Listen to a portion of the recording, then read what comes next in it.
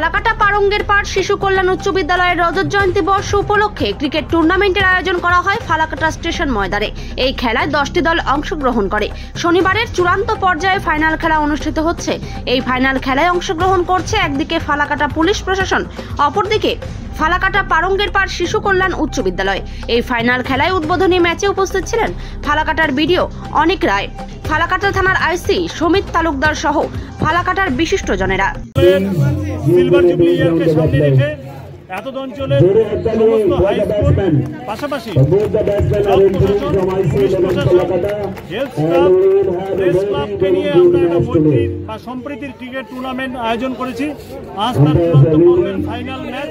একদিকে প্রতিদ্বন্দ্বিতা করছে পারঙ্গের পাড় শিশু কল্যাণ উচ্চ বিদ্যালয়, আরেকদিকে ফালাকাটা পুলিশ প্রশাসন।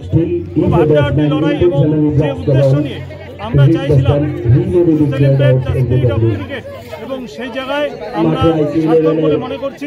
ইতিমধ্যে খেলা নিয়ে মানুষের মধ্যে প্রচুর উন্মাদনা, সকলেই চাইছে এই খেলাকে আরো কিভাবে বিকশিত করা যায়। সেই কারণে আজকের আমাদের খেলায় আমরা চাইব সকলে মিলে একটা আনন্দ উপভোগ করতে এবং সর্বোপরি ক্রিকেটের জয় হোক এই প্রত্যাশা রাখছি। নাম? আমি ডক্টর প্রবীর রায় চৌধুরী, প্রধান শিক্ষক, পারঙ্গের পাড় শিশু কল্যাণ উচ্চ বিদ্যালয়।